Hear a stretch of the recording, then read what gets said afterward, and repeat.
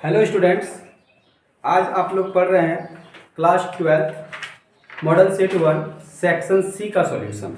ठीक है, question number 15 से शुरू है और यहाँ इंटीग्रेशन है। इसमें इंटीग्रेशन में है x square plus x plus one by x plus 2 into x square plus one ना dx। ये एक इंटीग्रेशन दे रखा है, इसको आपको सॉल्व करना है। ये कैसा इंटीग्रेशन है? ये इनडेफिनिट इंटीग्रेशन है। तो आप इसको लेट कर लीजिए, let x square plus one by x plus 2 और एक्स स्क्वायर प्लस वन। आप इसे लेट कीजिएगा a बाय, ये लीनियर है तो a बाय एक्स प्लस 2, और ये क्वाड्रेटिक में है तो क्वाड्रेटिक में क्या मानते हैं? B x plus C. आपको पता है B x plus C by X square plus one. उसके बाद का स्टेप समझिए, एक्स प्लस वन रहने दीजिए और यहाँ x plus 2 into x square plus one भी यूं ही रहने दीजिए और इन दोनों का एलसीएम ले लीजिए। तो एलसीएम क्या होगा? X plus 2 into x square plus one. X plus 2 cancel हो जाएगा तो यहाँ ए इंटू क्या होगा? एक्स स्क्वायर प्लस वन हो जाएगा और x square plus one cancel हो जाएगा तो क्या बचेगा? एक्स प्लस 2, और एक्स प्लस 2 किससे इंटू होगा? बी एक्स प्लस सी से। तो B x plus C into x plus 2 ये हो गया। ये देखिए डिनोमिनेटर कैंसिल हो रहा है।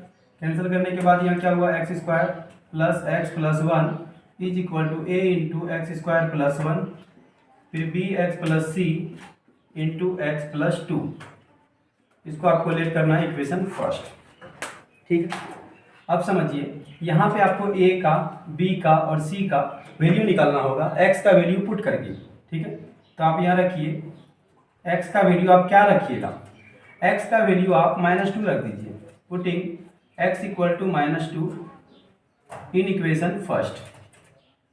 -2 क्यों रख रहे हैं? आपको रीजन पता होना चाहिए। -2 यहाँ रखेंगे, -2 प्लस 2 जीरो हो जाएगा, जीरो इंटू ये पूरा जीरो हो जाएगा, इससे आपका a का वैल्यू निकल जाएगा। तो रखिए -2 यहाँ रखेंगे तो -2 का स्क्वायर प्लस x की जगह फिर -2 प्लस वन, a इंटू -2 का स्क्वायर की जगह 4 हो जाएगा प्लस वन, और ये डायरेक्ट जीरो कर दी क्योंकि यहाँ तो जीरो होगा ही। -2 का स्क्वायर 4 होगा प्लस माइनस -2 प्लस वन, और यहाँ हो जाएगा 5a। 4 और 1 5, 5 - 2 इधर 5a। 5 में 2 घटा देंगे 3 इक्वल टू 5a। तो यहाँ से आपका a का वैल्यू निकल के आएगा 3/5। ठीक है, फिर आपको वैल्यू पुट करना है x का, पुटिंग x इक्वल टू, इस बार 0 पुट कर दीजिए, पुटिंग x इक्वल टू 0। 0 रखने से क्या होगा? 0 का स्क्वायर तो 0 हो जाएगा, ये भी 0, क्या बचा लेफ्ट साइड में? LHS में 1 बचा, और यहाँ जब 0 रखेंगे तो 0 का स्क्वायर 0 और 0 प्लस 1 1 इंटू ए हो जाएगा डायरेक्ट, प्लस b इंटू 0 0 हो जाएगा, 0 छोड़ दीजिए, c बचा, और c इंटू कितना? 0 प्लस 2 2 होगा, यानी कि 1 is equal to a plus 2c। 1 is equal to a का वैल्यू यहाँ से ले लीजिए 3/5 plus 2c, 1 minus 3/5 equal to 2c। इसका एलसीएम 5 होगा, 5 - 2 3 2/5 इक्वल टू 2c। 2 और 2 कैंसिल करके आप c का वैल्यू पता कर सकते हैं कितना? 1/5। यहाँ हो गया a और c का वैल्यू निकला। अब आपको फिर वैल्यू पुट करना होगा x का, ताकि आपका b का वैल्यू मिल सके। तो आप एक बार 0 बनाए -2 रख के, एक बार 0 रख के, अब आपको कुछ भी वैल्यू रख सकते हैं आप। पुटिंग x इक्वल टू, अपने मन से 0 तो रख ही चुके हैं, -2 रख दिए हैं, 1 रख देते हैं। Putting x equal to 1 in equation first. आप 1 भी रख सकते हैं और भी कोई अदर नंबर रख सकते हैं, क्या होगा उससे ज़्यादा a और c का वैल्यू आपका निकल चुका है, a और c का वैल्यू रख देंगे b निकल जाएगा। तो 1 रख रहे हैं हम। ठीक है, तो 1 का स्क्वायर 1 हो जाएगा, फिर यहाँ 1, फिर इधर भी 1। यहाँ क्या होगा? a इंटू 1 का स्क्वायर 1 और फिर प्लस 1 2 हो जाएगा, plus b into 1 plus c आई इंटू 1 और प्लस 2 करेंगे तो 3 हो जाएगा। तो यहाँ आपका हो गया 3, ये 2a plus b into 1b plus c into 3। 3 is equal to 2a plus 3b plus 3c। Value आपके पास अवेलेबल है a का और c का। a का वैल्यू है 3/5, यहाँ रखिए 2 into 3/5 plus 3b plus 3 into c का वैल्यू है 1/5, तो यहाँ रख दीजिए 1/5। तो यहाँ हो जाएगा 3 3 2 जा 6/5 प्लस 3b और यहाँ 3/5, 3 रहने दीजिए। 6/5 और 3/5 क्या हो जाएगा 9/5 प्लस 3b, 3 रहने दीजिए। इसको इस साइड ले जाइए 9/5 को, तो 9/5 माइनस में आ जाएगा इधर 3b। एलसीएम 5 होगा, 5 3 जा 15, 15 माइनस 9, 6/5 इक्वल टू 3b। 3 से कैंसिल कर सकते हैं, 3 2 जा 6, तो b का वैल्यू आ जाएगा 2/5। अब आपको इंटीग्रेशन करना था, इसका इंटीग्रेशन करना था, तो इसका इंटीग्रेशन इन दोनों के इंटीग्रेशन के इक्वल होगा। तो यहाँ लिखेंगे i इज इक्वल टू यहाँ से a/x+2, और a का वैल्यू कितना आया है, a का वैल्यू आया है 3/5, तो 3/5 बाहर कर देंगे, कांस्टेंट है तो यहाँ बचेगा 1/x+2 dx। क्लियर है, a/x+2, a का वैल्यू 3/5 है, 3/5 बाहर कर दिए तो क्या बचा 1/x+2 और dx। फिर प्लस bx+c, bx+c में तो b का वैल्यू कितना है 2/5x, bx+c का वैल्यू आया है 1/5, और नीचे x² + 1 और dx। तो यहाँ क्या हो जाएगा बच्चों 3/5 इंटीग्रेशन ऑफ 1/x+2 dx, और इसमें दो इंटीग्रेशन होगा 2/5x बाई इतना और 1/5 बाई इतना। तो यहाँ हम इतना बाई इतना जब लिखेंगे तो 2/5 बाहर कर देंगे, और यहाँ बच जाएगा x/x² + 1 dx, और प्लस इसका लिखेंगे तो 1/5 बाहर, क्या बचा dx/x² + 1। यहाँ 3/5 रहने दीजिए, 1/x+2 dx। एक चीज़ यहाँ ध्यान दीजिए, x² + 1 का डेरिवेटिव क्या होगा 2x होगा, तो ऊपर 2 नहीं है तो हम क्या कर सकते हैं 1/2 से यहाँ इंटू कर देंगे और यहाँ 2x लिख देंगे, x² + 1 dx, और यहाँ 1/5 इंटू dx/x² + 1। आप सोच रहे होंगे कि यहाँ 1/2 से इंटू क्यों किए, एक रीज़न है कि यहाँ x² + 1 को अगर हम लेट करते हैं, समझिएगा x² + 1 को लेट करते हैं t, और डिफ्रेंसिएशन करते हैं इसका x के रिस्पेक्ट में, x² का डिफ्रेंसिएशन 2x और 1 का 0, और dx = dt होगा, यानी कि 2x dx = dt। ऊपर 2x होना चाहिए, 2 नहीं था तो x था, तो हम इसलिए 2 से इंटू किया, 2 से इंटू किए, इसका मेकअप 1/2 से मतलब आगे लिख के करना होगा, 1/2 इंटू 2 कट ही जाएगा तो वहाँ पहुँच जाएंगे, इसलिए 2x dx लाने के लिए 2 से इंटू कर दिए, और उसके बदले में यहाँ 1/2 से बाहर में 1/2 दे दिए। तो यहाँ क्या हो जाएगा 3/5 इंटीग्रेशन ऑफ 1/x+2 dx, और यहाँ हो जाएगा 2, यहाँ से कैंसिल कर दीजिए 1/5 2x/x² + 1 dx, और प्लस 1/5 इंटीग्रेशन ऑफ dx/x² + 1। तो यहाँ हो जाएगा 3/5, इसका इंटीग्रेशन 1/x का log mod x, तो log mod इतना, फिर 1/5 इसका डेरिवेटिव ये है, अगर नीचे वाले का डिफ्रेंसिएशन करके ऊपर वाला आ रहा है, ये आ रहा है, यानी इसका इंटीग्रेशन हो जाएगा log mod जो नीचे में है कितना x² + 1 और प्लस 1/5, इसका आंसर हो जाएगा tan इनवर्स x, ये तो फार्मूला ही है, और प्लस c हो गया इसका आंसर। तो ये क्वेश्चन नंबर 15 का सोल्यूशन होगा। ठीक है, क्वेश्चन नंबर 16 में इंटीग्रेशन का वैल्यू क्या है, इंटीग्रेशन है x+2 bye 2x² + 6x + 5 dx, इसका आपको इंटीग्रेशन करना है। ठीक है, तो पहले आप देखिए ऊपर इस एक टाइप होता है इंटीग्रेशन का, integration of px + q by ax² + bx + c dx। तो इस इंटीग्रेशन का टाइप होता है जो न्यूमरेटर में है px + q, उसको लेफ्ट साइड में रखिए, और यहाँ a into d/dx of ax² + bx + c + b, इस फॉर्मूला से इसका इंटीग्रेशन करेंगे।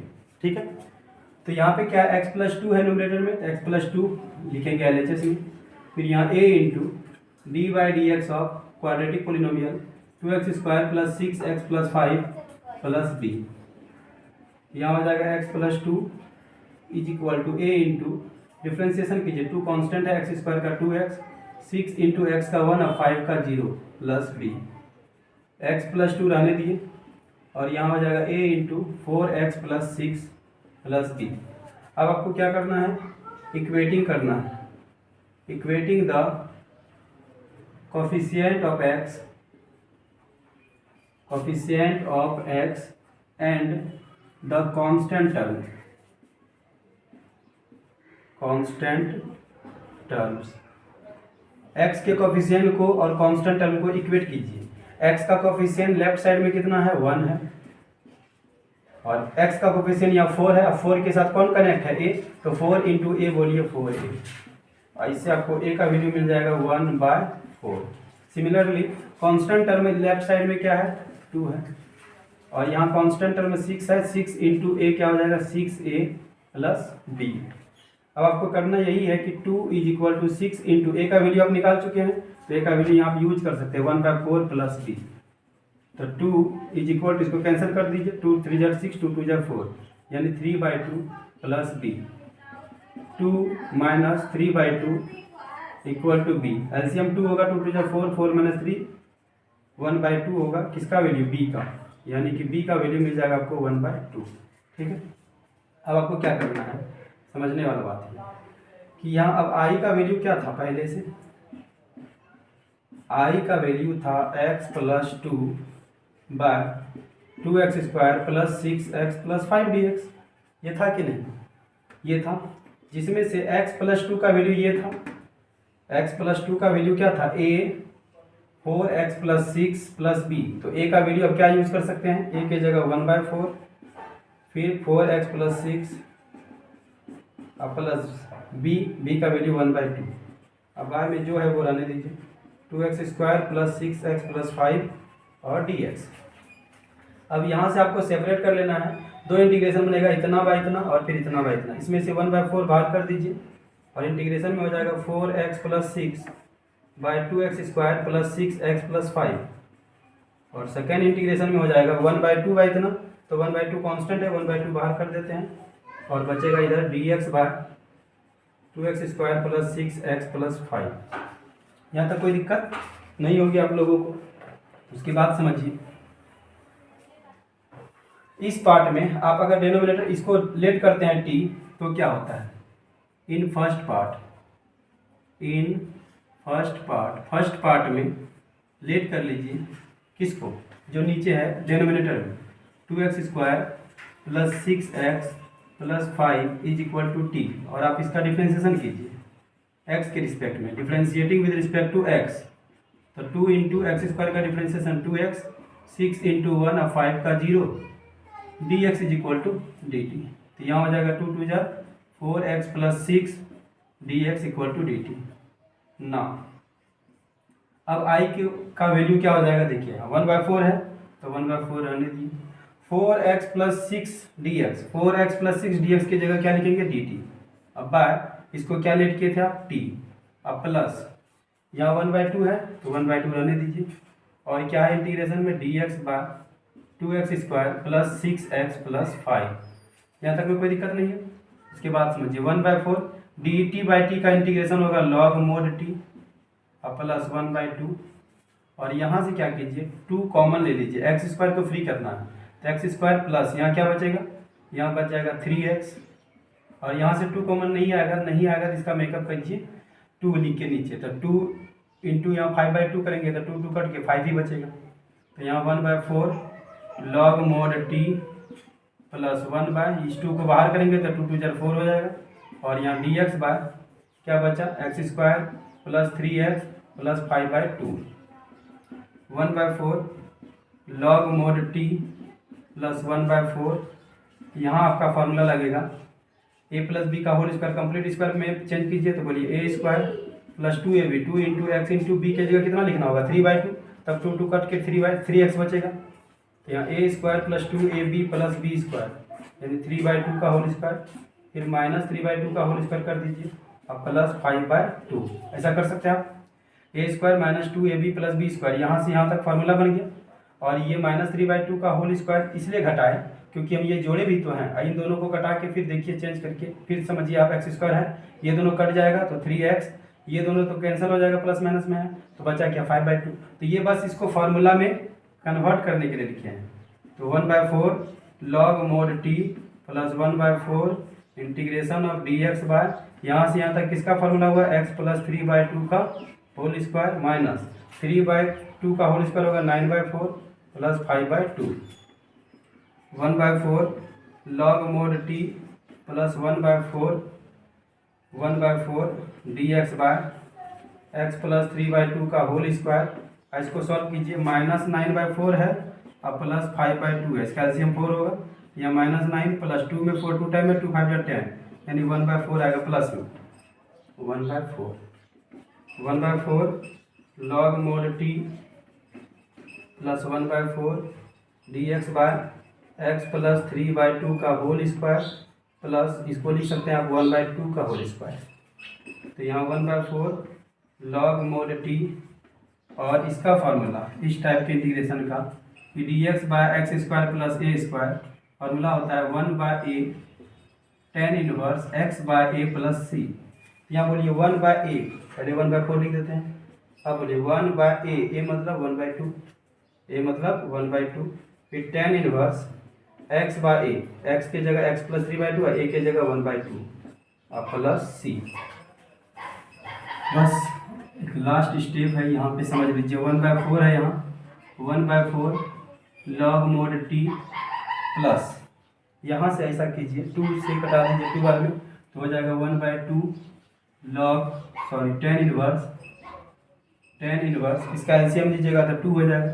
यहाँ 2x प्लस 3/2 और नीचे 1/2 और प्लस c, ये होगा।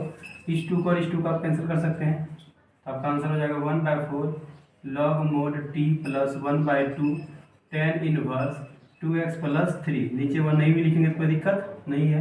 तो लास्ट में करना आपको यही है कि t का वैल्यू रिप्लेस कर देना। t आप इसको माने थे तो लिख देना 1/4 log mod t, t के जगह 2x² plus 6x plus 5 plus 1/2 tan inverse 2x plus 3 plus c, जो इसका आंसर है। 17 बना रहे हैं। तो यहाँ a का पोजीशन वेक्टर को अगर आप a का पोजीशन वेक्टर लिखते हैं तो उसको आपको लिखना होगा OA वेक्टर। क्या लिखना होगा?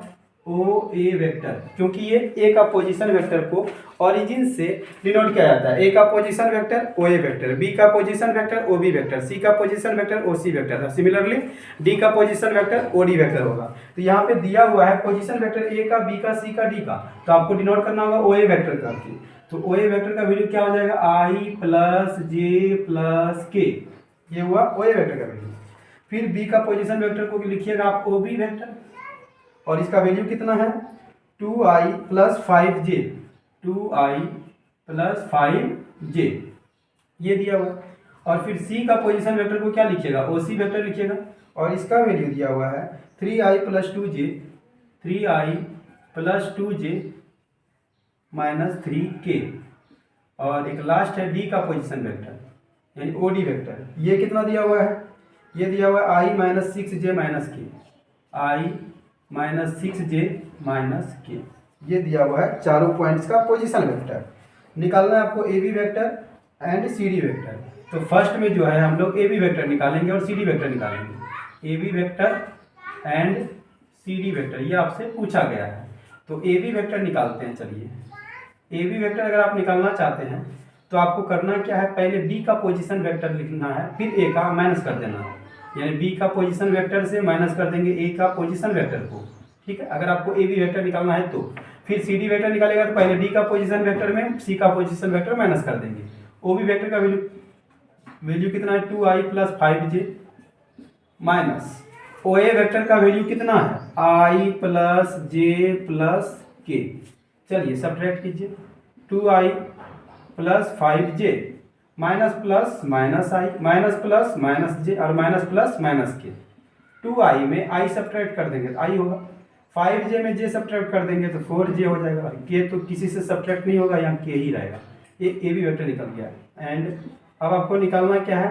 CD vector. तो फॉर्मूला क्या होगा? पहले D का पोजीशन वेक्टर जो बाद में है और माइनस C का पोजीशन वेक्टर।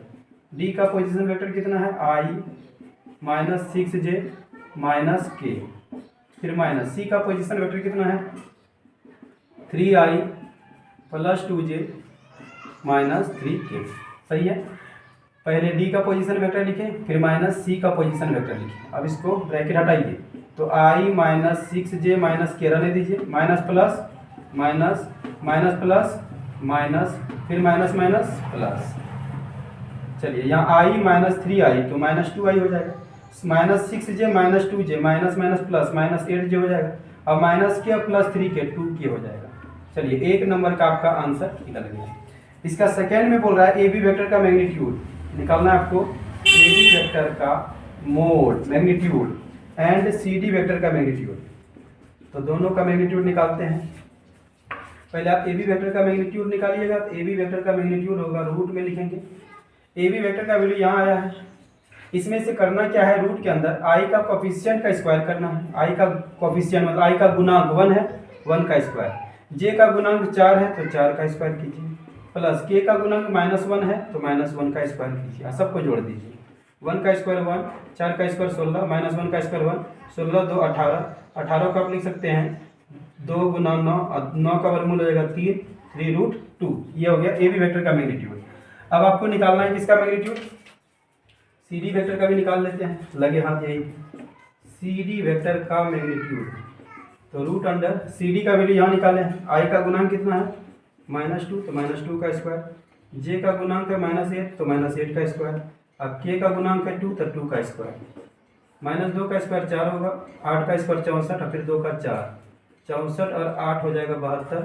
और इसको आप लिख सकते हैं 2 गुना 36 लिख सकते हैं, 36 का वर्गमूल 6, 6√2 आंसर हो जाएगा। ठीक है, तो ये हो गया आपका ए बी वेक्टर के मैग्नीट्यूड का वैल्यू 3√2 और ये हो गया सी डी वेक्टर के मैग्नीट्यूड का वैल्यू 6√2। अब आपको निकालना है ए बी वेक्टर का डॉट सी डी वेक्टर के साथ dot product. A B vector dot product करना है सी डी वेक्टर के साथ, तो ए बी वेक्टर का वैल्यू यहाँ से देख के लिखिए, आई प्लस 4j माइनस के, ये हुआ ए बी वेक्टर का value. Dot C D vector का वैल्यू कितना है -2i माइनस 8j और फिर +2। चलिए डॉट कीजिए, यहाँ डॉट प्रोडक्ट में ये ध्यान रखा जाता है कि आई वाले को आई वाले के साथ ही डॉट करेंगे। आई का यहाँ पे गुणांक कितना है 1, 1 को गुना करना है आई के यहाँ पे जो गुणांक है -2, तो 1 गुना -2 कितना होगा -2, प्लस यहाँ जे का गुणांक कितना है 4 और यहाँ जे का गुणांक कितना है -8, तो 4 गुना -8 यानी कि -32, फिर प्लस यहाँ के का गुणांक है -1 और यहाँ के का गुणांक है 2, तो यहाँ -1 को 2 से गुना करेंगे तो हो जाएगा -2, तो यहाँ हो गया -2 प्लस माइनस -32 प्लस -2 यानी -34 -2 यानी -36 इसका आंसर हो गया डॉट प्रोडक्ट का। और लास्ट है ए बी वेक्टर को क्रॉस करना है सी डी वेक्टर से, A B vector cross C D vector. तो क्रॉस प्रोडक्ट में क्या लेते हैं, डिटर्मिनेंट में पहले फर्स्ट रो में आई जे के लेना चाहिए, ठीक है, और ए बी वेक्टर से आई जे और के का कोफिशिएंट ले लेना। आई का गुणांक यहाँ 1 है तो 1 लिखिए, जे का गुणांक 4 है तो जे के सीधा में 4 लिखिए, के का गुणांक -1 है तो यहाँ -1 लिखिए। ये हुआ ए बी वेक्टर। अब सी डी वेक्टर से लिखेंगे तो सी डी वेक्टर का वैल्यू यहाँ निकालें। आई का गुणांक है -2 तो -2 लिखिए, जे का गुणांक है -8 तो -8 लिखिए, के का गुणांक है 2 तो 2 लिखिए। अब इसको ब्रेक कीजिए, जैसे आप डिटर्मिनेंट को तोड़ते हैं तो आई को बंद कीजिएगा तो क्या बचेगा, आई बंद करेंगे कॉलम वाइज भी और रो वाइज भी, तो यहाँ हो जाएगा 4 -1 -8 और 2, फिर बीच में माइनस होगा जे के लिए, ये बंद हुआ तो यहाँ हो जाएगा 1 -1 -2 और 2, फिर प्लस के को बंद करेंगे, के ऐसे डिलीट किए तो यहाँ 1 4 -2 और -8। चलिए इसको सॉल्व कीजिए, आई रहने दीजिए, इन दोनों को पहले गुना किया जाता है, 4 दूनी 8 फिर बीच में -8 को -1 से तो माइनस प्लस 8 ही होगा, -j 2 गुना 1 2 फिर माइनस, इन दोनों को गुना कीजिएगा तो 2 ही होगा, प्लस के -8 गुना 1 -8 आया -2 को 4 से गुना कीजिएगा तो -8 और माइनस पहले से है तो +8, तो यहाँ कितना हो जाएगा 8 में गया 0 आई, 2 में 2 गया 0 जे और यहाँ भी हो जाएगा 0 के, तो ये इसका वैल्यू हो गया। ठीक है, तो इस तरह से आपका क्वेश्चन नंबर 17 बन गया। क्वेश्चन है 18 नंबर का, क्या तो देखिए कैसे बनाइएगा।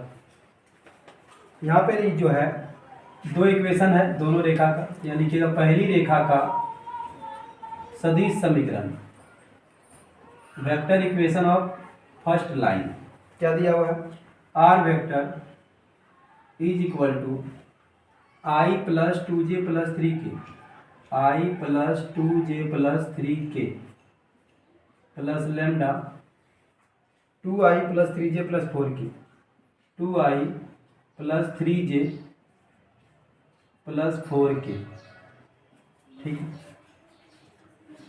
चलिए ये हो गया फर्स्ट रेखा का सदिश समीकरण। दूसरा रेखा क्या है? दूसरी रेखा का जो सदिश समीकरण है, दूसरी रेखा का सदिश समीकरण कितना दिया हुआ है? R vector is equal to 2i plus 4j plus 5k, 2i plus 4j plus 5k plus mu 4i plus 6j plus 8k, ये दिया हुआ है। ठीक है। इस सवाल में आपको थोड़ा सा सावधानी रखना है।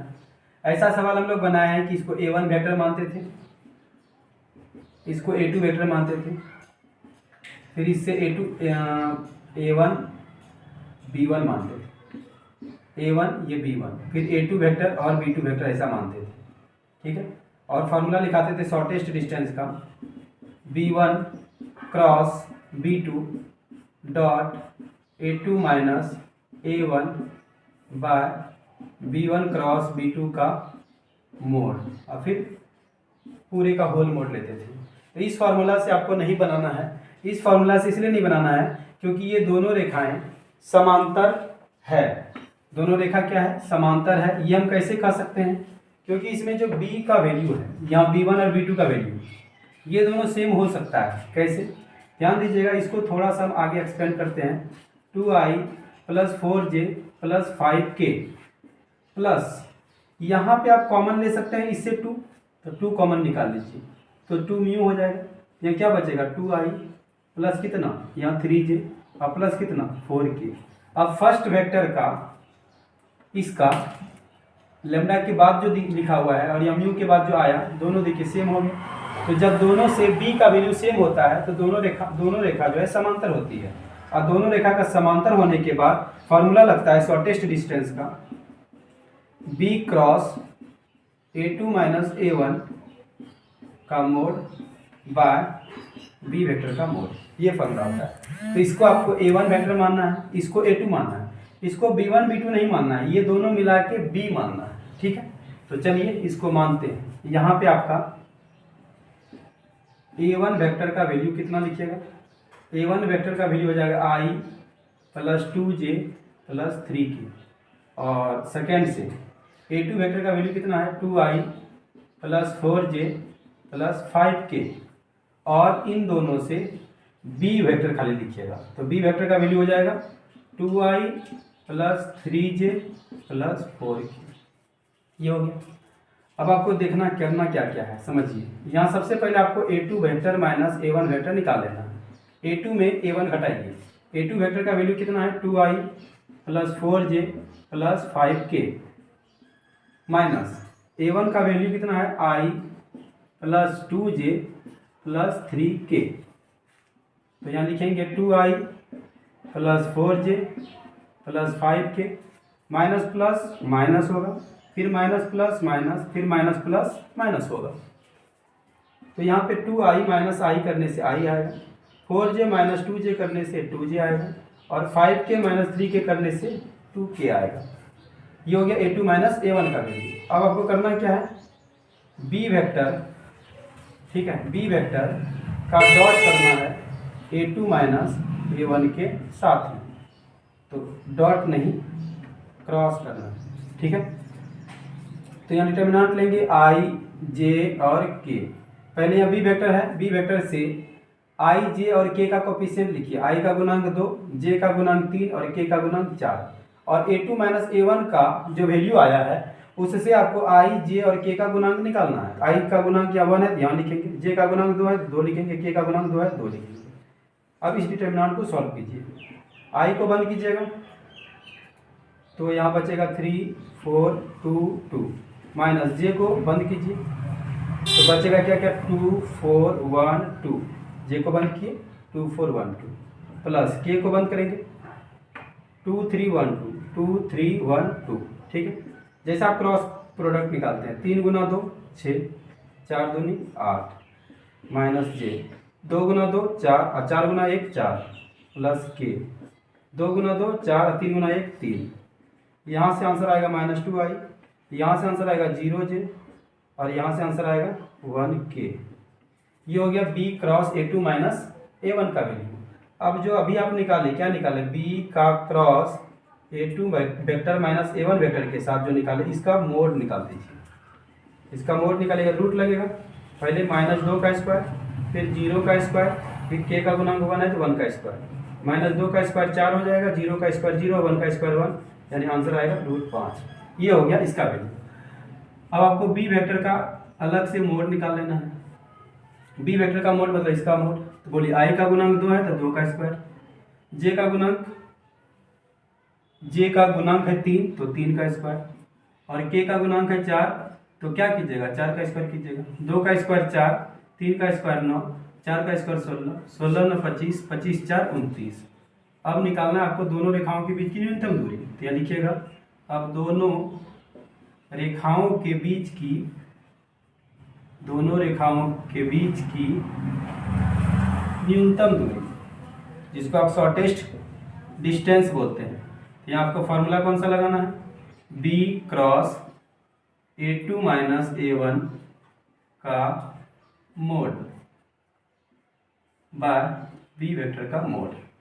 तो b cross a2 minus a1 का मोड का वैल्यू कितना है, √5, और इसका वैल्यू √29। इतना आपको यूनिट या इतना इकाई या इतना मात्रक आंसर। 19 नंबर कह रहा है कि आलेखीय विधि से निम्नलिखित प्रोग्रामन समस्या को हल कीजिए। यहाँ पे दिया हुआ है z का वैल्यू। z को आपको पता है कि क्या बताया गया है, z को कहा जाता है उद्देश्य फलन, ऑब्जेक्टिव फंक्शन जिसको बोलते हैं। इसका वैल्यू दिया हुआ है 3x + 2y। इसका आपको करना क्या है, अधिकतमीकरण करना, यानी मैक्सिमाइजेशन करना है। ठीक है, मैक्सिमाइजेशन मतलब मैक्सिमम वैल्यू निकालना, मैक्सिमाइजेशन यानी अधिकतम मान निकालना, अधिकतमीकरण कहलाता है। उसके बाद अब रैखिक व्यवरोध दिया हुआ है, जिसको आप लीनियर कॉन्स्टेंट्स कहते हैं। तो यहाँ पे पहला है x + y < 4, सेकेंड है x - y < 2, और थर्ड है x y > 0। ठीक है, ये नॉन जीरो कॉन्स्टेंट है, यानी कि शून्येतर व्यवरोध बोलते हैं इसको हिंदी में। तो आपको क्या करना है, ये जो दो असमीकाएँ हैं, इन दोनों असमीका को पहले समीकरण में लिखिए, x + y = 4 और x - y = 2। इससे आपको पॉइंट निकालना है। पॉइंट निकालने का तरीका है कि एक बार आपको x का वैल्यू 0 रखना। जब आप x बराबर 0 रखिएगा तो y बराबर कितना आएगा बताइए, x का 0 रखिएगा तो y का फिर 4 आ जाएगा। फिर बोलिए, एक बार x का 0 रख दिए, एक बार y का वैल्यू 0 रखेंगे। जब आप y बराबर 0 रखिएगा तो बताइए कि x बराबर क्या है, y 0 रखिएगा तो x + 0 = 4, x का वैल्यू 4 आएगा। तो यहाँ पे जो आपका बिंदु आएगा, बिंदु है मतलब पॉइंट्स जो आएगा, 0 रखने से 4 आया, बिंदु जब भी लिखेंगे तो पहले x तब y, यानी 0, 4 आएगा।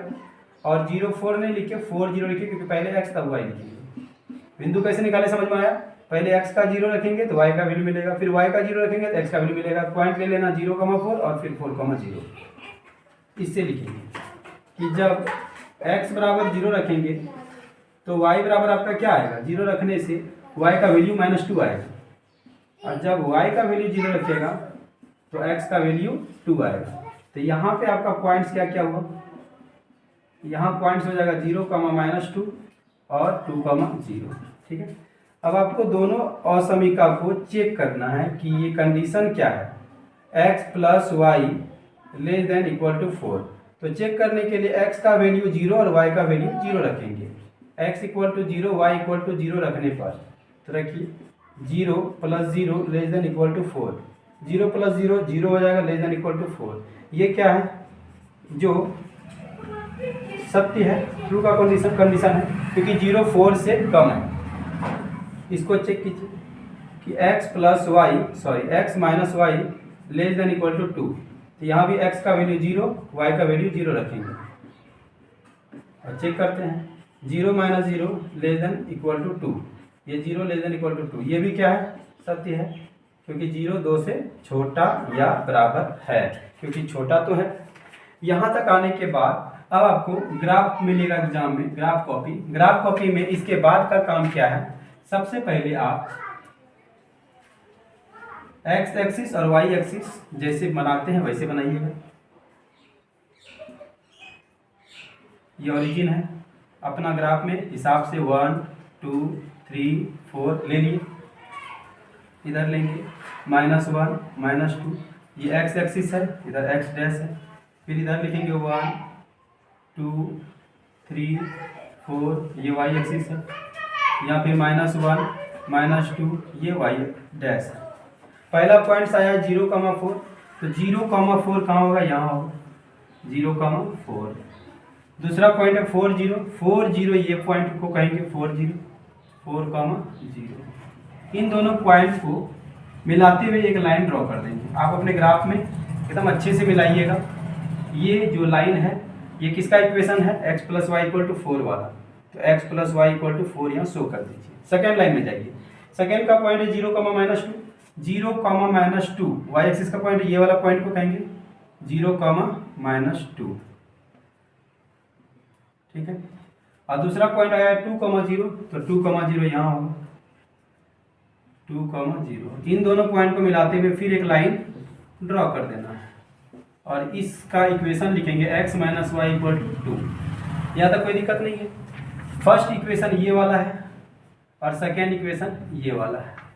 तो फर्स्ट इक्वेशन में चेक किए हैं तो क्या आया है, सत्य आया है। तो जब सत्य आएगा तो कलर जो होगा इस लाइन के नीचे होगा, ठीक, मूल बिंदु की ओर होगा। और ये वाला भी सत्य आया है, तो इसमें कलर कहाँ होगा, इसमें भी कलर मूल बिंदु की ओर जाएगा, क्योंकि सत्य हुआ है तो इसका ग्राफ ओरिजिन की ओर जाएगा, ठीक है। तो यहाँ पे कलर करना है, इसके नीचे और इसके नीचे, मूल बिंदु की ओर